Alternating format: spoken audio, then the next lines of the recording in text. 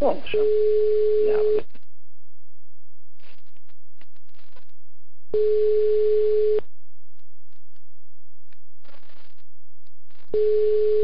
Igen, főnök, ellenkezem. Szia, nem zavarlak? Nem.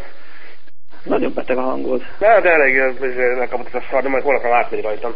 Jó van. Figyelj, most hívott az elnök úr, tajtékba egy kicsit, hogy volt szerencsé beszélni kezdve tábornokunkkal, a Jakab Gézával, aki Petőfi Attilával hivatkozva közölte vele, hogy itt csak és kizárólag egyetlen dolog jöhet szóba, az a magánintványos feljelentés, különben az égvilágon sem nem ebből az ügyből.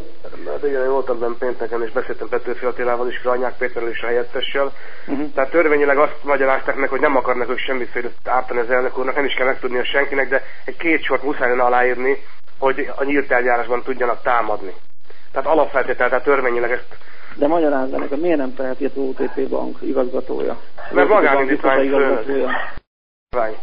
Az a helyzet, magánindítvány, és cég magánindítvány, tehát ez igazából zaklatás vétségében merülnek ki a maga az bűncselekmény, és zaklatás vétségét elhoztam a törvénytényállás is nálam van, tehát csak tagárszemély ellen. Miért nem teszi a Jakab Géza? Azt mondjuk lehet, az én is gondolkoztam, hogy az, miért az is lehetne. Jakab Géza? Hát tegyen a Jakab Géza azzal, hogy ő speciál személyében azért támadja, mert egyébként Csányságot fenyegeti. Hát majd találják meg, ne, semmiképpen. Beszéltem a Geratónival is, beszéltem Vörös Gabival is, beszéltem, mindenki agyaskodik, meg illetve gondolkoztunk, hogy mit lehetne tenni, hogy az elnök urat, de hát nem tudom, hogy most nem akarja annyira aláírni ezt a 2 sort.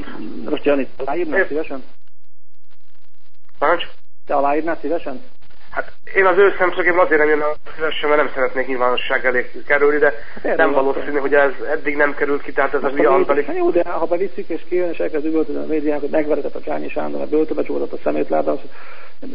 Na, de akkor van egy rendőrség hivatalos eljárás, tehát akkor egy teljesen törvényes dolog. A rendőrség hivatalos eljárásnak egyetlen dolog van, alapja. Mi az alapja? Csányi Sándor magánindítvány. Géza magánindítvány. Jó, beszélek akkor a Petőfinél, hogy ne, a Petőfi beszél már ezzel, hogy hogy tudjuk ezt az elnök úr személyétől eltávolítani. Akár az elnök úr ügyvédje is, bazd meg, hát tegye meg egy ügyvéd, akkor, hogy a védencemet megfenyegették. Hát úgy is lehet, persze, szerintem nem kell az elnök úrnak egyértelmű. Ne ezzel, hát a Csányi Sándor vele semmi rendőrsi papír ne szerepeljen. Tehát ez abszurdum számomra.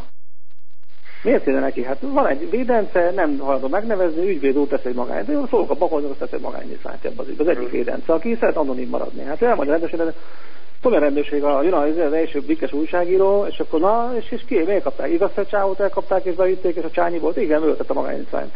Nem, Kovács Géza ügyvéd tette a magánynyitványt. Azt álljon meg ott a rendszer, kész. Hát. Jó, beszélek az Attilával. Nagyon jól álltak hozzá, nem akartak ők, meg is értettek, én elmagyaráztam, hogy... De ne hallgass, tehát tényleg a Géza, én azt mondom, ha az elnök úr személyt nem tud megvédeni, a francba, és félig ma elkaphatom azt leveretem, mint a vakapóra. Tehát tényleg ne, ez így nonsens. Ebből fogom menekülni 2 éve ebből az állapotból. Most annyira vett itt már a fasz, már szidott téged, szidott a Gézát, itt Jó, Attilával beszélek, János, mindenféleképpen most mindjárt el is hívom, és valahogy egyezkedek vele, de igazából én nagyon szeretném ezt megoldódni ez az ügy, és én eddig sem rajtam múlott, hogy...